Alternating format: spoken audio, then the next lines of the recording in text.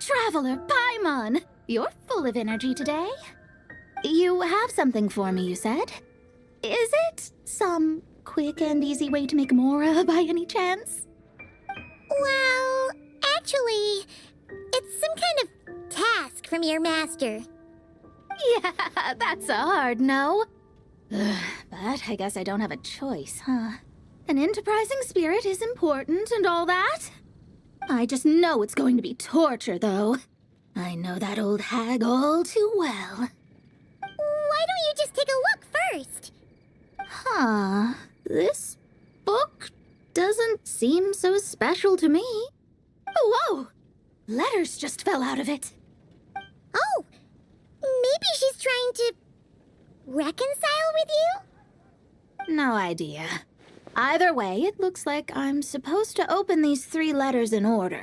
Well, let's start with the first one. If this is her task, it should be okay for us all to read.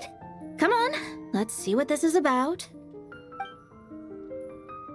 Oh, how long it's been, my student. I'm afraid to report that getting up and about is becoming harder and harder these days. Oh, the sympathy card. She could have tried to make it sound a bit more genuine at least. Remember when I would chase you and you would run for dear life, trying to use that hydro phantom of yours to distract me? Oh, seems like it was just yesterday. Now you're off on your own, and I laze the days away in my rocking chair. I really should get some exercise again. Well, then get it some other way, you old hag. Now, I'm sure you're curious as to the purpose of this letter. And to that, I say this. If you want to learn how to predict the fate of an entire kingdom, or even the entire world, head to Sumeru and search for the gate to an underground kingdom. Once there, open the second letter. Huh. But she knows how to lure people in, that's for sure. Is she serious about passing on her secret technique? Guess she really is getting old. You two have such a weird dynamic. When you talk about sentimental stuff, you fight. But when it comes to dry academic stuff, you get all emotional. Anyway, this gate to an underground kingdom sounds familiar. Wait, you've heard of it? Yeah, it should be the same one we're thinking of. Perfect. I don't even need to investigate then. Oh, that means no hired guide, no lodging, no shelling out Mora left and right. Come on, there's no time to waste. Let's go. And since you didn't mention a transportation fee just now, Paimon's guessing that means... Yep, same method as usual. Let's go.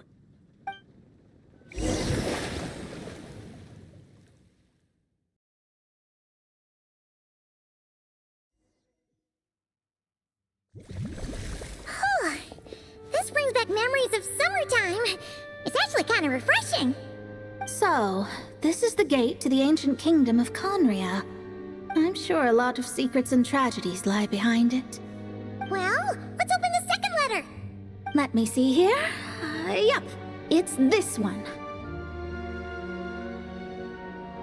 As the ancient Sumeru saying goes, rote knowledge bears no fruit until it is watered with the showers of wisdom.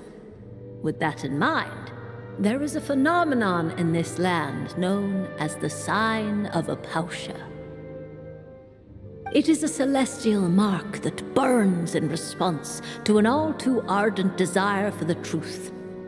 In that sense, perhaps it's more fitting to call it a sign of truth instead.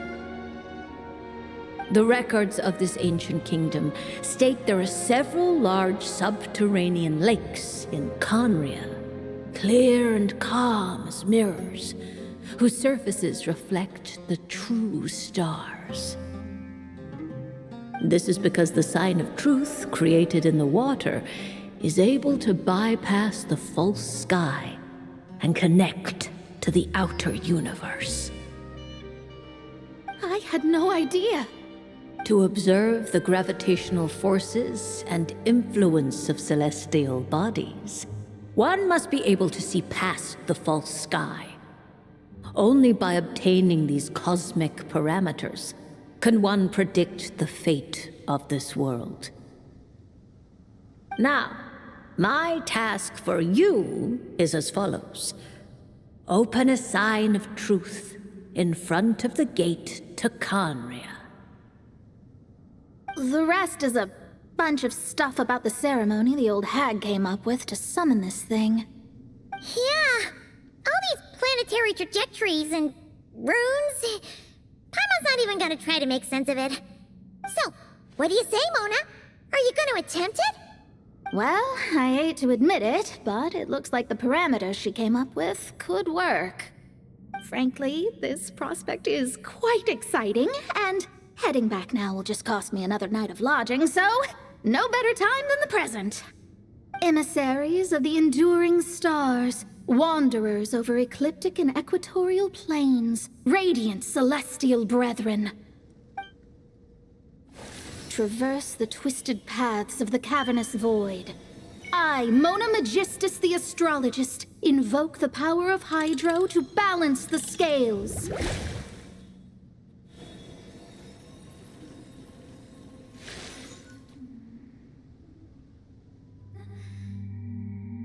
By wisdom and truth, let the thirst be relieved. I, Mona Magistus, the astrologist, summon you, O stars, to stand before me! Did it work?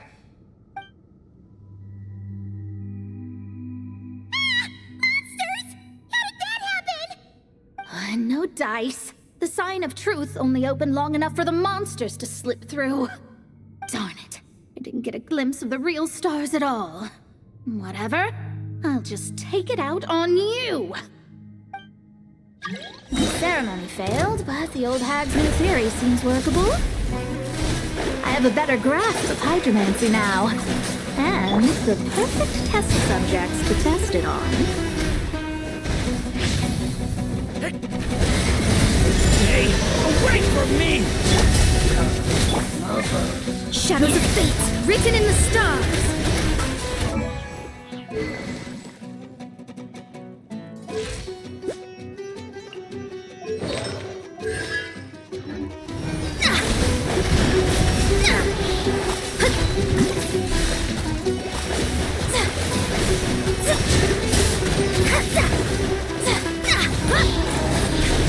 Let me scribe.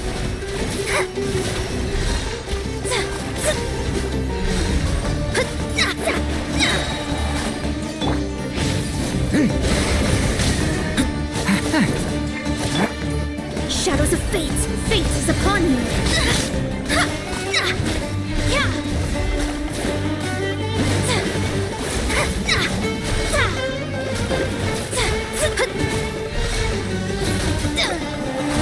Let me scrub.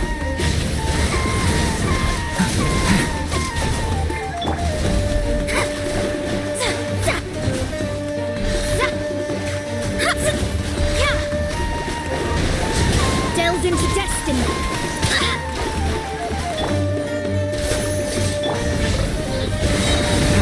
Lament for the end! Let me scrub. My vision is clouded. Written in the stars. Phew! That's that! Well, the old hag said to open the third letter once it was all said and done. But I couldn't make it work. So, should I still open it? You know, Paimon thinks she understands your dynamic a lot better now. Look, she didn't say you had to successfully complete the ceremony, so you can open it. It'll be fine. I guess.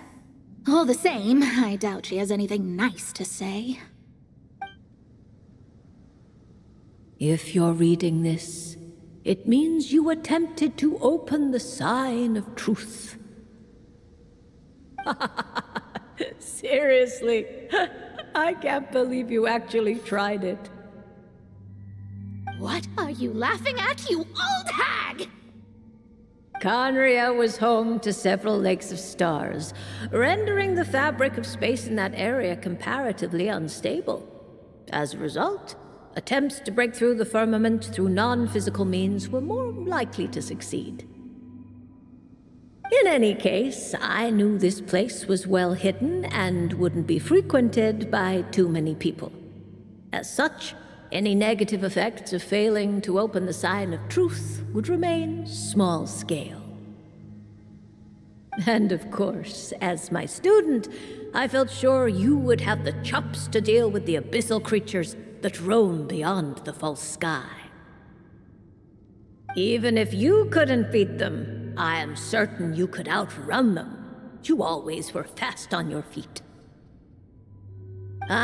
Connecting hydromancy to the kind of wisdom that quenches thirst.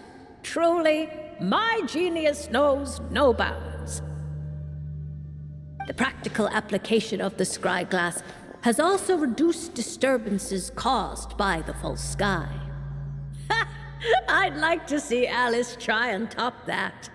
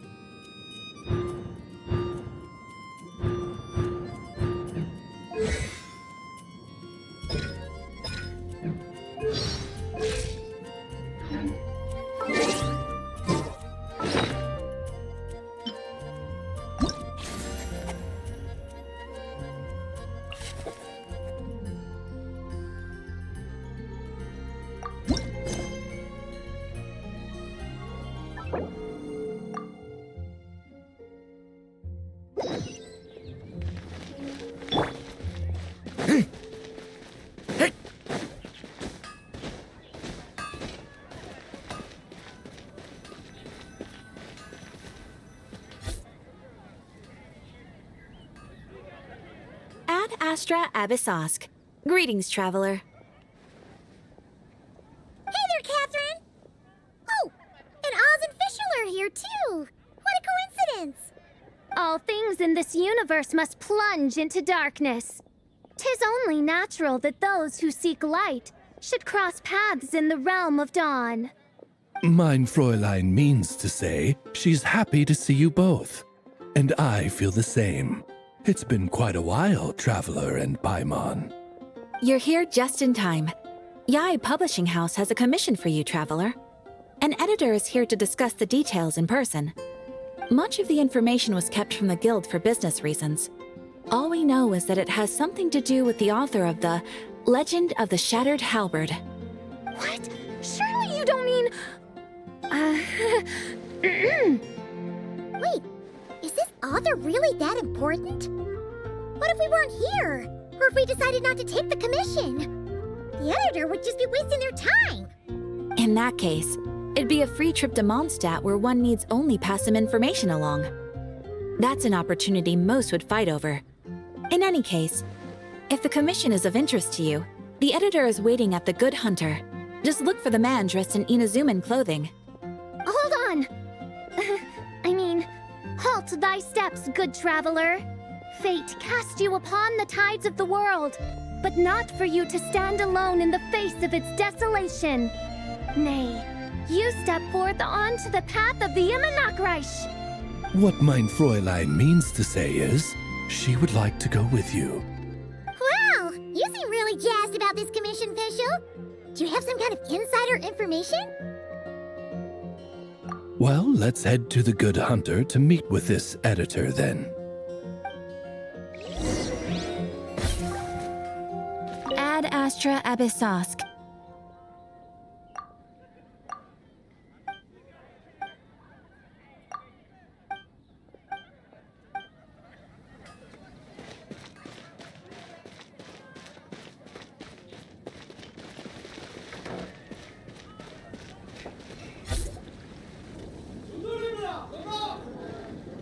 Alright, let's see who lucked out and got this free trip to Mondstadt. Wait, you're Shing. Oh, Genu's editor, Onodera. Traveler, thank you for all you've done for us in the past. I come here today with a commission from Lady Yai, with which I'd like your help, should you be willing. Oh, and might I ask who this person dressed like Princess Fischl is? You have the pleasure of speaking to our eminent person, Fischl, Prinzessin de Vertelang. Mein Fräulein means to say that her name is Fischl, and that she is most pleased to meet you. Yep, this is Fischl. She's a reliable adventurer, and she's here to help.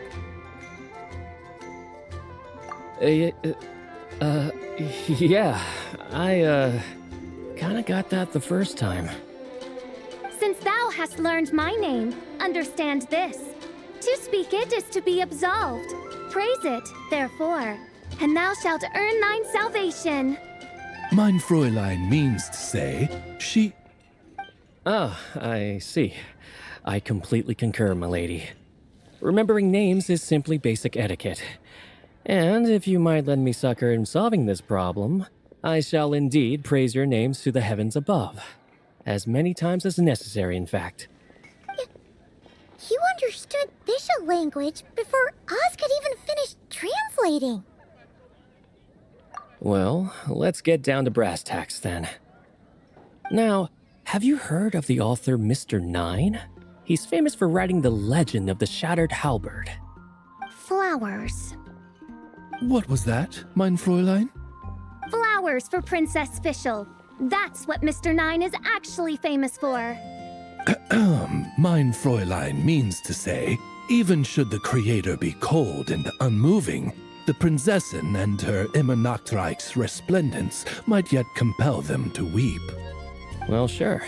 The author of Flowers for Princess Fischl, Mr. Nine.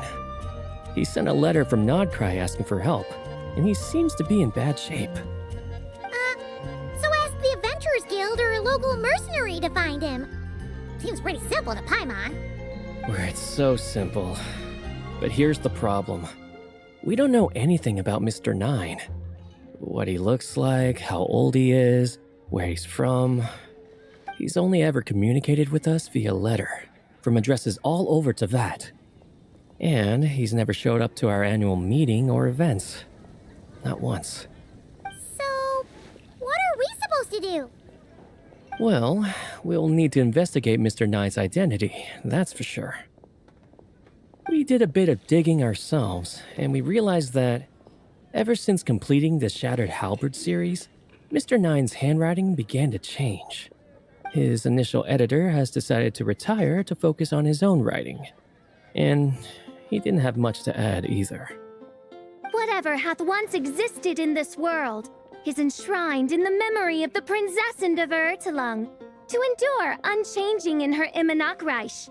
For from the sacred primordial words flow the wellspring of all cause and consequence. Mein Fräulein means to say that... Yes, we had the same idea. So, we tracked down the original manuscript of The Legend of the Shattered Halberd. Aw, man.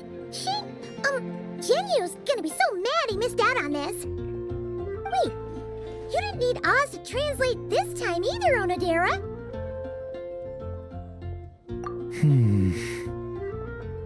Osvaldo Hafnavines, hast thou perceived something? No such Henry exists, mein Fräulein. I sense a faint, elusive resonance. Something akin to the magnetic field, gravitational force, and threads of cause and effect that surround you, mein Fräulein. Isn't that interesting? Well, in the end, our only takeaway was that the design and craftsmanship of the paper point to it coming from Qingse village in Liyue. Huh. Could Mr. Nine be from Liyue then? No, wait. If we're talking authors from Qingse village specifically... No, it couldn't be. Could it? Chong the Ninth? Ah, I've heard of him. He won a Best New Author award for the first apprentice of Guhua. It matters not. Though the Saint of Tears and the Saint of Atonement perform manifold labors on divergent principles, their power flows but from a single source. Mr. Onodera, if you please. Wait, Oz? It's great that you trust Onodera and all, but we're still in the dark over here. You speak true, mein Prinzessin. Even if Chong the Ninth doesn't turn out to be Mr. Nine, he's still an author, and he could have had contact with him. I think it's a good place to start. Yeah. Well, either way, I appreciate the help. I'm counting on you. Is there anything else we should know about Mr. Nine? Well, according to some readers' Q&As and his author's notes, he has a receding hairline, a slight pot belly, he doesn't like sweet things, and his heart is on the right side. Or was it the left? No, it was the right. He has 5 fingers on his left hand, severe insomnia, a pupil in each eye. So, a whole bunch of nothing. It's been getting quite busy recently. There will definitely be something that can...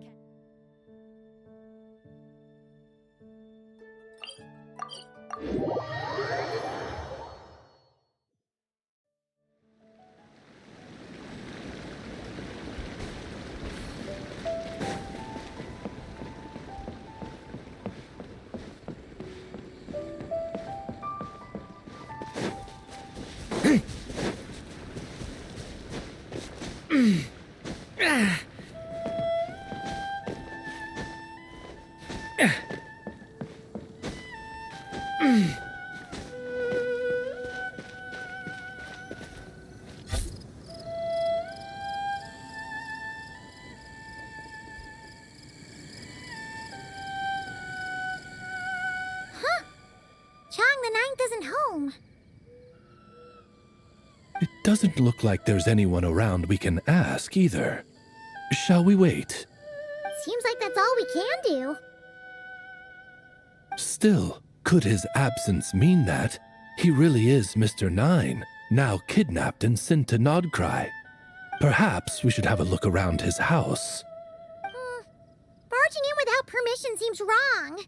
But if he really is Mr. Mr. 9, then... Okay, let's do it.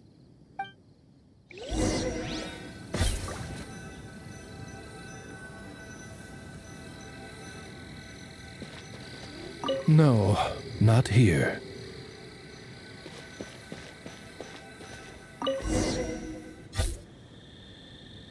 Just seems like a bunch of ordinary stuff.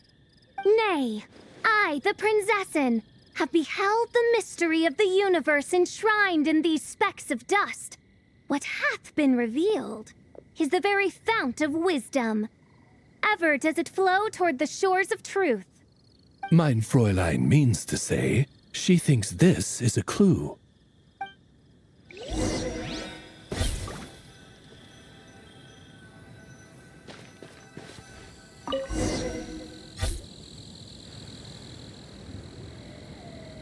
Wait! It looks like the soil's been overturned. Oh no. Did some kind of overzealous fan have buried him in here? Maybe we should call the Millilith. What do you think, Traveler? It's all right, Paimon. Mr. Nine's most zealous fan happens to be right here. And since Mein Fräulein would never do anyone harm, I'm certain the same is true of his other less avid supporters.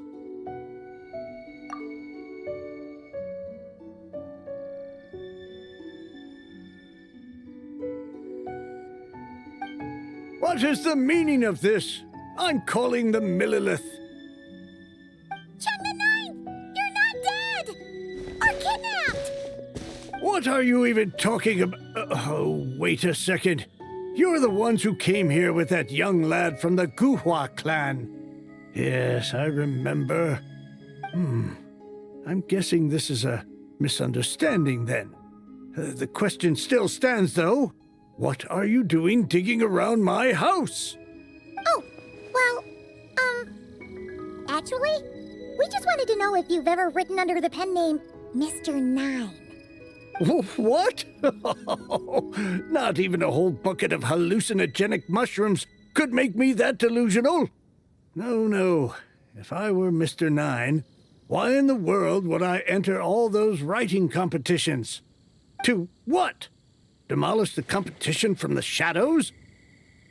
Yes, doing a real bang-up job, aren't I? My submission's never even been selected. The classic archetype of the boy hero is outdated. That's the kind of critique I get. Even opening with a plot twist or disguising your hero as a fool is falling out of fashion.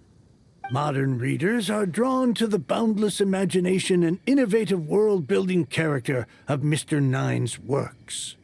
Good point. Besides, if I were Mr. 9, I would have come clean the minute First Apprentice of Guhua won that award. What? That old beggarly Chong the Ninth is Mr. 9? No, there must be some mistake. What a sight that would have been. Yeah, and when we were here with Shinjo that one time, you talked up the legend of the Shattered Halberd a lot. If you were the one who wrote it, that'd be like Jean complimenting herself for being a good knight. It just doesn't add up. In any case, while this gentleman isn't the Mr. 9 we're looking for, I sense something of interest on his person. It's a peculiar signature, the same threads of fate I sensed on you, Mein Fräulein, and on the manuscript. I believe the traces are related to Mr. 9, and it appears I can track them. Hey, that's perfect! Once we head to Nagrai, you should be able to find Mr. 9, no problem then. But back to the signature. What were you doing before this, Chong the Ninth? Oh, well, I ran out of manuscript paper, so I went to buy some. I'm particular about that kind of thing. Creation of literature demands the highest quality. Ah, no wonder. Mr. 9 uses the very same type for his manuscripts. Huh, that explains it. Thanks, Chong the Ninth. We should get going. I'm not quite sure what I did, but you're welcome, I suppose. Farewell, creator of another world. Though I must say, the laws and narratives thou hast ordained can scarce compare to the dream dust sedimented in the Immenachreich. Mein Fräulein means to say, your writing isn't... I mean, Mein Fräulein offers her thanks.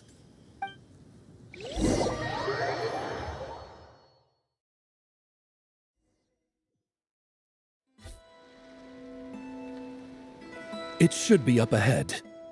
Wait, did something attack that Sealy? Something doesn't seem right here. And it bears the same signature I sensed before. Then it would seem fate has dictated our path for us.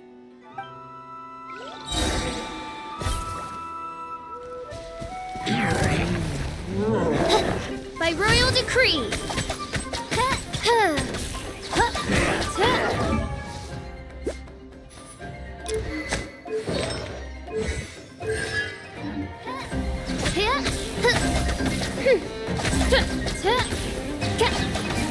Midnight Phantasmagoria.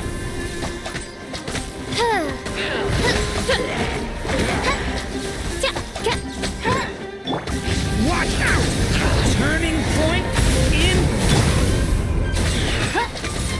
Oz, reveal thyself! I summon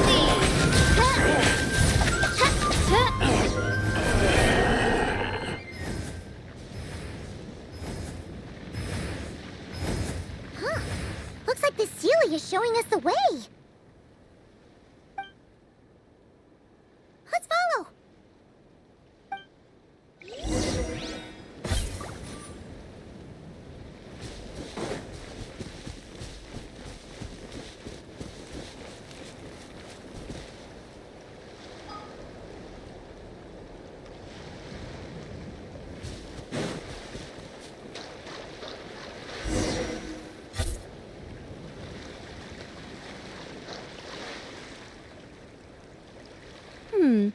What are you doing here?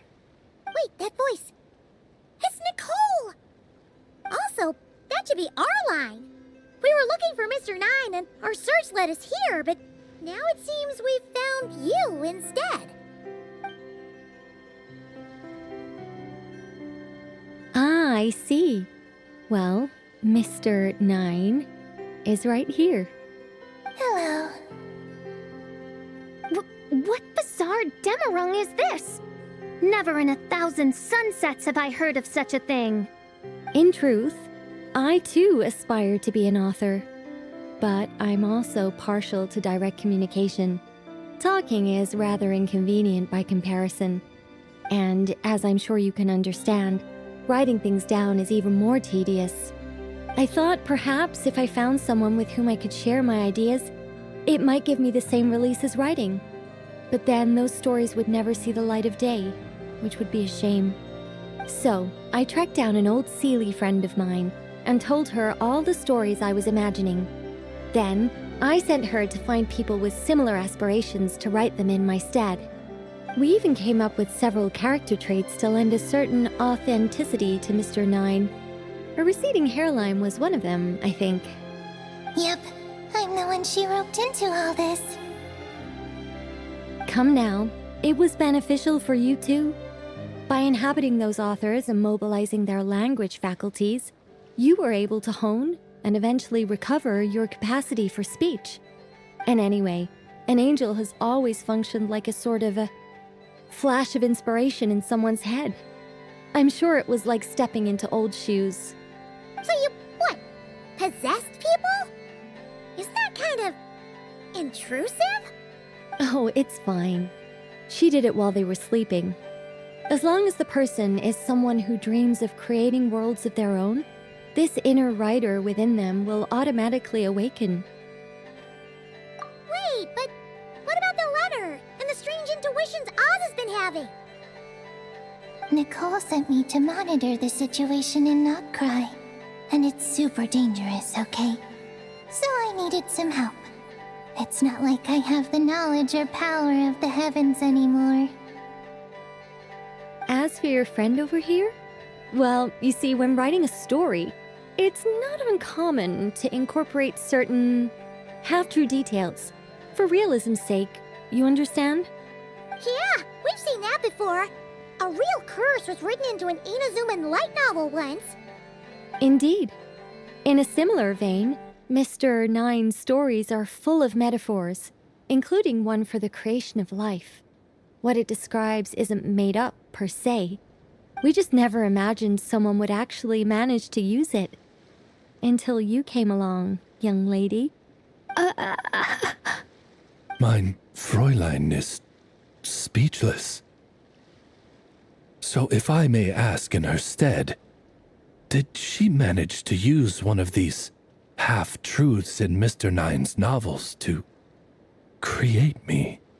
It was more like 70% made up, 30% true. No, it was 90% made up, 10% true. I thought it was too dangerous, so I changed it. See, I knew you'd never read my books. You don't seem too surprised, Oz. Well, I suppose I've vaguely sensed this since the beginning. Regardless, it is an honor to serve mein Fräulein. Well, once our affairs in Nodcry are resolved, Mr. Nine will be able to return home. Yes, just tell them that when you return. I don't want to be your eyes here. It's too dangerous. Oh, but, while you're at it, could you pass a message along to that guy in Chingsa village? I've been splitting the royalties with him 90-10. His share's been buried in his yard all these years. Wait, what do you use the Mora for? I bury it, and then lead people to the treasure. Guiding people is in our nature. It's what I love to do. Feel free to come search for my personal stash someday. I've buried it at the furthest end of the Immernachtreich. I will. I absolutely will. Mein Fräulein? And, I just want to say that I really like your books, Mr. Nine. What mein Fräulein means is, though the cosmos stretch forth in unending darkness, yet shall come an hour when all things shine. I'm glad to hear it. All in all, it seems you've already found my greatest treasure. All right, that settles that. Now, I need to have a quick argument with Mr. Nine about who really deserves to be considered first author. Absolutely not!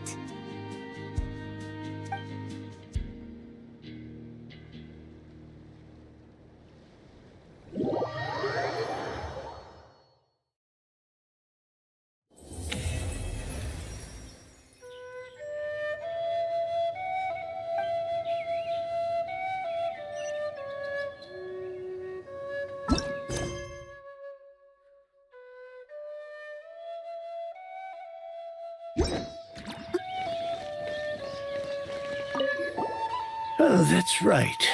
Just channel Mr. Nine. How would he write this particular essay? Hey, Chang the Ninth! We have something for you! Oh? What is... What? Where did all this Mora come from? About that.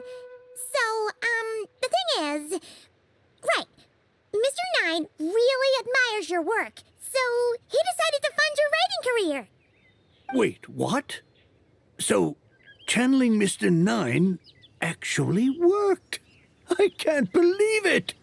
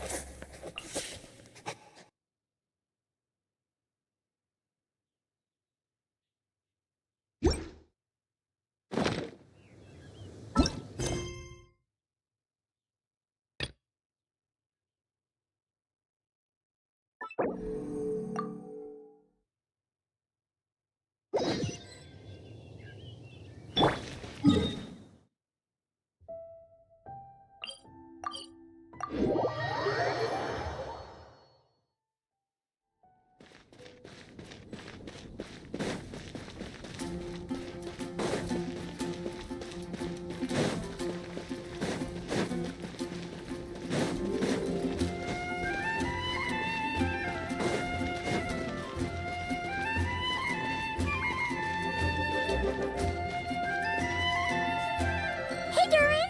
Any more clues for us? We're all set for the next chapter. Yeah, I was just about to come find you. Let's see what it says. Now sprout to life the story's seeds, stirred by wind-born melodies.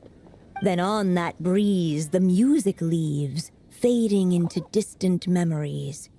Seek the place where wind and tale entwine, and once there, make 3 riddles into verse, and 3 melodies into song.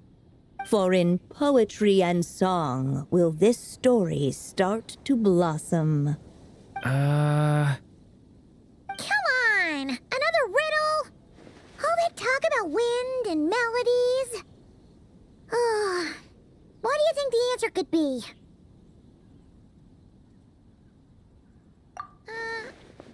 Oh! Care to elaborate? Wind? Music? Poetry? Tone-deaf bards gotta know the answer. You mean Lord Barbados? Albedo introduced us when I first arrived in Mondstadt. I mean, someone like me was bound to catch his eye sooner or later. It's better that it's out in the open anyway. Now, how should we track him down?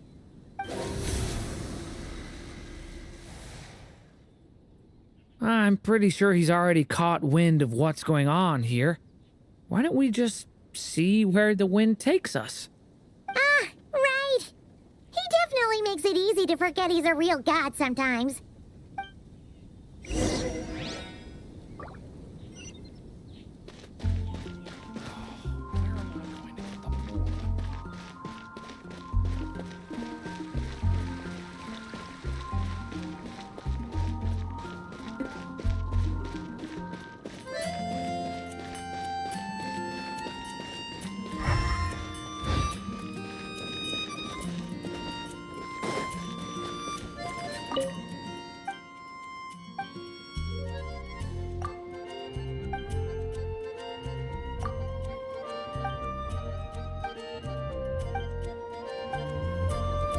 Share your troubles with the wind.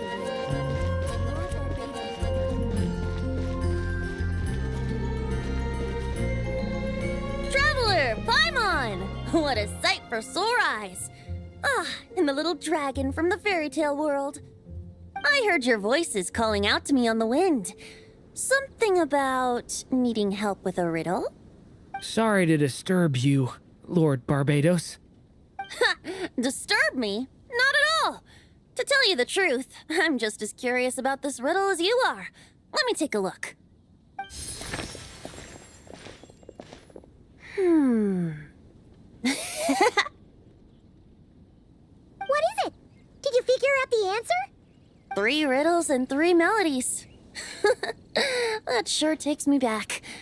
The answer you seek lies hidden in memory. Looks like running to Tone Deaf Bard was the right call after all. Long ago, those mages came to Mondstadt, seeking to test their strength against mine. But I replied, let us make music, not war, and resolve our conflicts through song. So I strummed my lyre and sang them this verse. Oh wind, welcome now, my guests.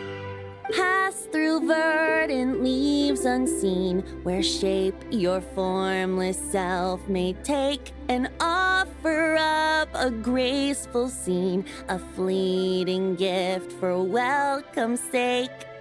Leap at the edge of a sea of clouds where land meets sky and sky meets ground. There frighten off the noisy crowds and bring my guests a calm profound. Fly beneath the stars up high where mortal noise is swept aside, that my dear guests with starry eyes may share the dreams they hold inside.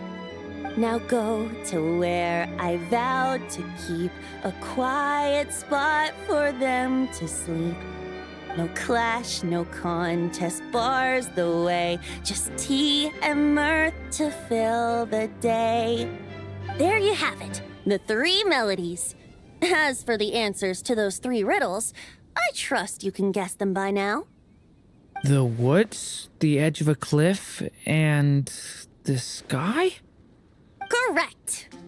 Funnily enough, your mother was also the first to solve it, all that time ago. There must be some kind of special rapport between those who write stories and those who sing them. The woods, a cliff, and the sky. Oh! So that's where it is! I suppose the spot that answer points to is where you're headed next. You should know, after solving my riddle, the mages even accepted my proposal and made that location their official meeting spot. And going by what your book is suggesting, once you found it, you might want to try playing the melody I just shared with you. Guess you can be pretty reliable when it counts, huh, great animal Archon? Thanks for the help, Lord Barbados. Still got questions for me, huh? Yeah, you must have read countless tales in your time, being a wandering bard and all. In your experience, why might an author consider a story unfinished? Unfinished? Well, I guess if there's something left to accomplish in the story, or, if the last line goes, "To be continued." Huh? Wow, your helpfulness lasted for like 1 second. In all seriousness, I would think the answer to that question lies in your mother's story itself. It's not my place to pry any further. All right then, we should get going.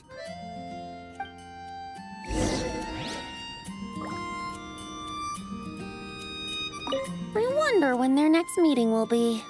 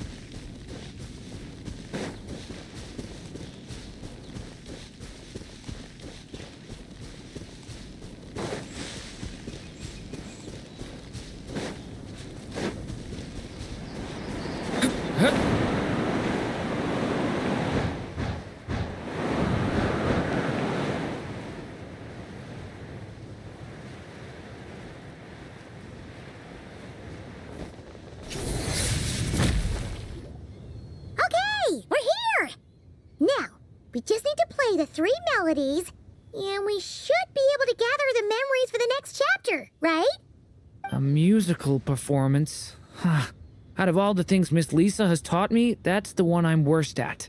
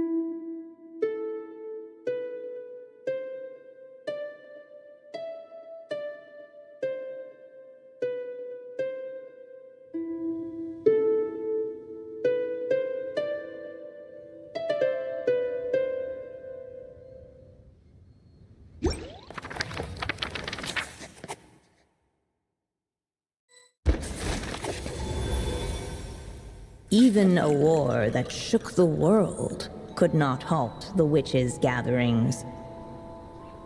Yet even so, with the passing of time, 3 of their teacups no longer came to be set. The witches did not linger long in sorrow, for the Story Witch had brought glad tidings of her own. Born was her dragon child, safe and sound. Her fellow witches offered up their blessings, eagerly debating how to celebrate the child's birth.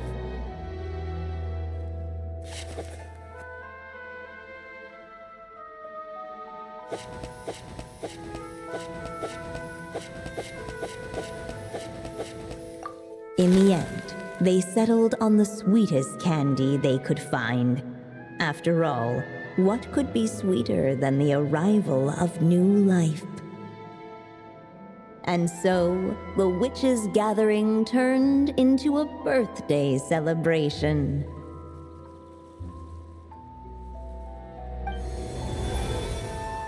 So, we're back in the story world, huh? As if from nowhere, new guests appeared at the witches' table. Perhaps they too had come to celebrate the dragon child's birthday. Yet while everyone else was busy thinking about what kind of gift to offer, these 3 seemed to have come empty-handed. Hardly the recipe for a warm welcome to a birthday party, now is it? A gift? Hey, what's this all about? We only just found out this was a party. While the guests voiced their complaints and grievances, perhaps they should have been wondering what kind of gift to give instead. So, we need to bring a gift to advance the story? Where are we supposed to get something like that? Perhaps it would be a good idea to have a look around. Why didn't you just say so?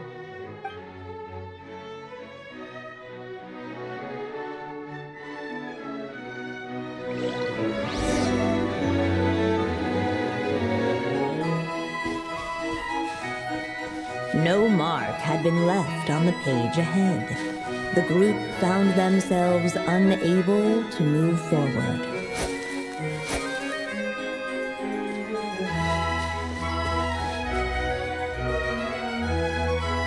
Hey! Could we use these as gifts, maybe?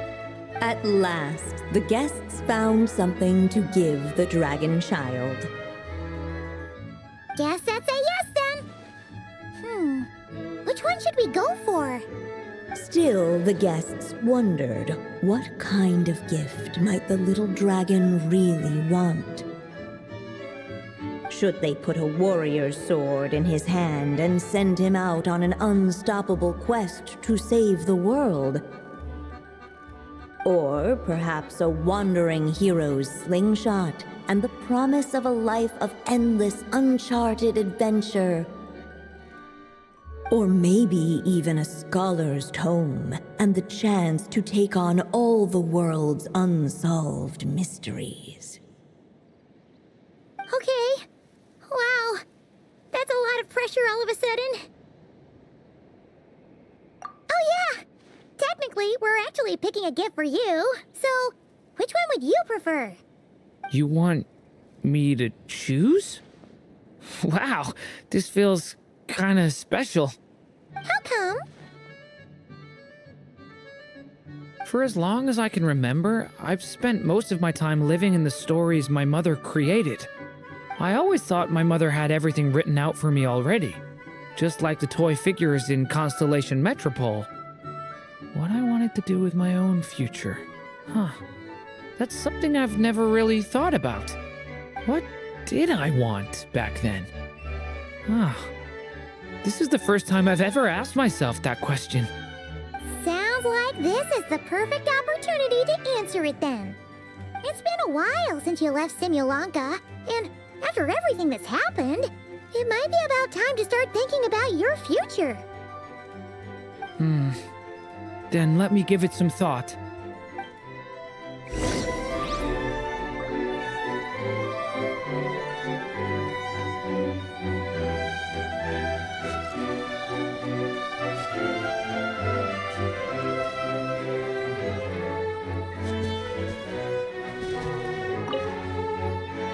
Wait, this pen! What the guests saw before them was none other than the witch's pen, the source of countless moving tales. So, this is M's pen? The one she used to write the story of Simulanka? You must know it well, Durin. Honestly, the thing I remember most is how often I woke up to the sound of it scribbling away. In the years before my mother passed away, she'd often sit at her desk, writing late into the night. Almost like she was in a race against time to get something completed. Anyway, it belonged to my mother, so we shouldn't mess with it. Let's go see what else there is.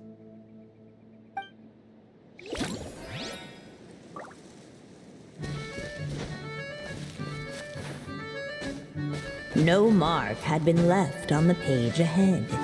The group found themselves unable to move forward.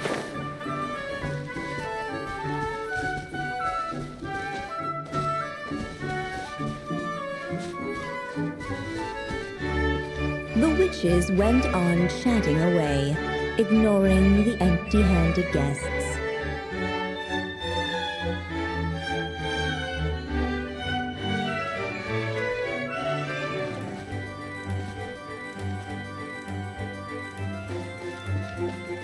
The witches went on chatting away, ignoring the empty-handed guests.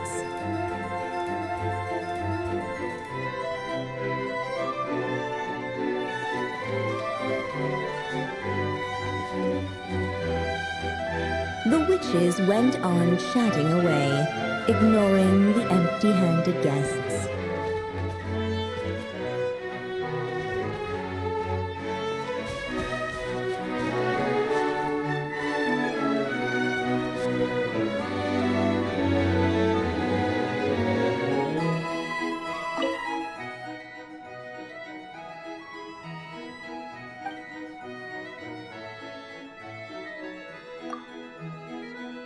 In the end, the guests settled on the Wandering Hero's slingshot. A wandering hero. So, you're an explorer, just like us. I guess you inspired me. During our journey from Mondstadt to Notcry, we passed through many places and encountered all sorts of different people. But despite the immense distances between them, there was always one topic that kept cropping up. Your accomplishments. Well, we are world-renowned adventurers, after all. Come to think of it, isn't a wandering hero basically the same thing as an adventurer? I've always thought of adventurers as people who chase after stories, and in doing so, they also leave behind many of their own. I'd like to become someone like that, too.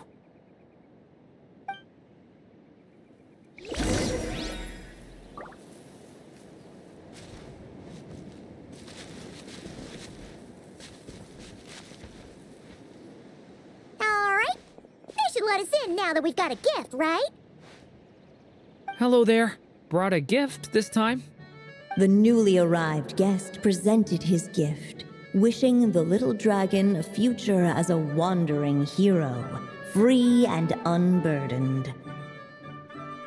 Accepting the guest's blessing, the Story Witch invited him and his friends to take their place around the table. Finally, she could introduce them all to her dragon child, telling all in attendance about the moment of his hatching, and of course, the name he'd been given. It was then that the Seer Witch, diviner of the stars, withdrew her gaze from the heavens and turned a sorrowful glance upon the little dragon. You gave him the same name as that evil dragon? That's right. But the life I intend for him shall be very different. What folly to love so blindly. For as you must know, a name is the mirror of destiny itself. He who bears an evil dragon's name must also inherit the fate of its previous owner. His fate has been foretold. Then I'll rewrite it. The witches at the table fell silent, for they knew the Seer Witch's words had never once proven wrong. Yet, just as clearly, they recognized the Story Witch's resolve, for there is scarce a force in this world more fearsome than a mother's love. At last, the Merry Witch stepped forward, dispelling the uneasy silence. So be it. Then we'll all lend a hand. Together, we shall rewrite this child's fate. You mean to defy one of the fundamental rules of this world? I refuse to be shackled by such rules. Besides, this is a witches' gathering, is it not? What could be more fitting a subject for this occasion than to defy them? Oh, sounds like an interesting experiment. I suppose, were we to succeed in this endeavor, we might bring a touch of wonder to this otherwise dreary sky of stars. The Merry Witch finally talked them all round, just like she had done many times before. Warm and strong as the sun she was, so much so, in fact, that those who her light shined down upon had no choice but to bask in it. And so the witches readied their gifts, 3 marvels of the cosmos. For this child, I shall decipher the ravings of the heavens and lay bare before him the trickery of fate. For this child, I shall leave a formula powerful enough to unravel the very origins of this world, that he may seek another solution for the conundrum of his life. For this child, I shall call upon wondrous magic to make possible his impossible wish. All the Story Witch had was the pen in her hand, yet with the love that flowed from it, she resolved to bring forth a marvel of her own. For this child, I shall leave behind the last story I will ever write, and with it, a path to an ending yet untold. With the witch's blessings given and received, the little dragon's fate at last began to turn. In the midst of the dragon child's birthday celebration, the Seer Witch proclaimed her prophecy. The child had been given the evil dragon's name, and with it, the burden of its fate. But hearing this, the Story Witch vowed to rewrite it all, for such was her love and resolve. And so the other witches offered their gifts in turn, marvels as rare as any in the cosmos. Together, they sought to test one of the fundamental laws of this world, in part to support a mother's love, and in part to sate their own curiosity. Oh, and I almost forgot. Our new guests came bearing blessings of their own. Who knows? Perhaps this extra spark of life might be all the little dragon needs to change his fate.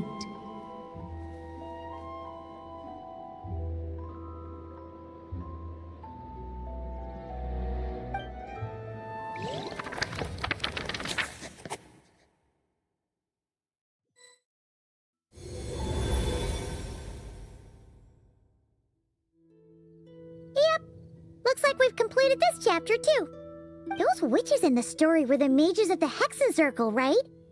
They sure seem to care a lot about you, Durin. But, Paimon kinda had trouble following their conversation. Just a bunch of mystery, as usual. The evil dragon's fate. Oh, is that what you're worried about? But didn't we already take care of that?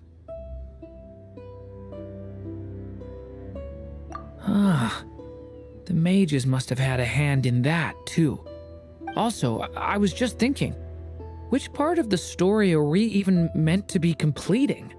Oh, it feels less like we're filling in the gaps and more like we're adding something new altogether. But we use the ink, right? And the book hasn't given us any more clues, so that must mean our task is complete. At least for now. Yeah, I guess we're doing something right. Maybe I'm overthinking things.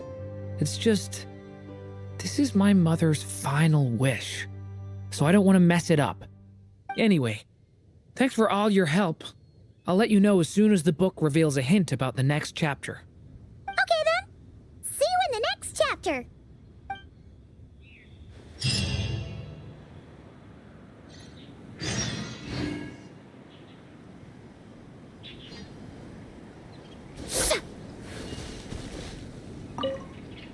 I think I'm gonna stick around, take my time reading through this book. If you feel like jumping back into the story, just come find me.